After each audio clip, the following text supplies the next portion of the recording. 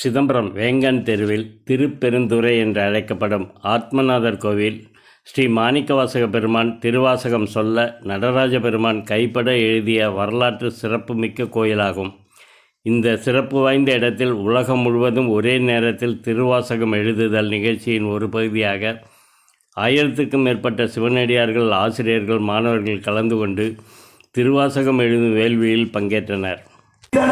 பிறந்த மாணிக்கவாசகர் இங்கே வந்து அமர்ந்து சிவபெருமானை, நடராஜ பெருமானை இங்கே அழைத்து, இந்த வார்த்தை ரொம்ப முக்கியம், அழைத்து இந்த திருவாசகத்தை எழுதச் செய்ய ஒரு சிறப்பு அவன் அருளாலே அவன் தாழ்வன. திருவாசகம் எழுதப்பட்ட நிகழ்வானது ஆரம்பமாகி உலகம் முழுவதும் பார்த்து கொண்டு இருக்கிறார்கள். தங்கள் இந்த உலகத்தில் கலந்து கொண்டு இருக்கக்கூடிய இந்த பூலோக கைலாயம் என்று சொல்லக்கூடிய இந்த இடத்தில் சிவபெருமானோடு திருவாசகம் எழும்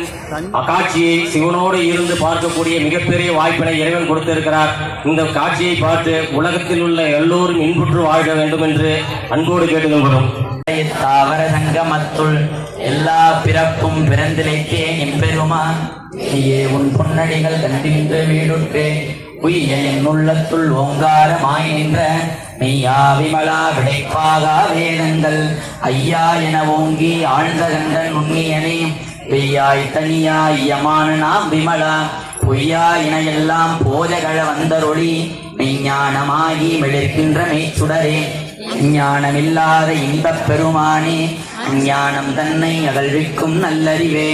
ஆக்கம் அளவு இறுதி இல்லா இணைத்துலகும் ஆக்குவாய் காப்பாய் அழிப்பாய் அருள் தருவாய் போக்குவாய் என்னை புகுவிப்பாய் நின் தொழும்பின் நாற்றத்தின் நேரியாய் சேயாய் நனியானே மாற்றம் மனங்களிய நின்ற மறையோனே கரந்தவாள் கண்ணலுடே நீ கலந்தார் போல சிறந்தடியார் சிந்தனையுள் தேனூரி நின்று பிறந்த பிறப்பரேக்கு தாயிற் சிறந்த தயாவான தத்துவனே மாசற்ற சோதி மலர்ந்த மலர் சுடரே தேசனே தேனாரம் எந்தன் தலைமேல் வைத்து எம் பெருமான் பெருமான் என்று திருப்பெரும் துறையுரை சிவனே தில்லை திருப்பெரும் துறையுரை சிவனே எந்தையே ஈசா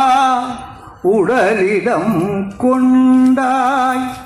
யானிரக்கிலங்கோர் கைமாறி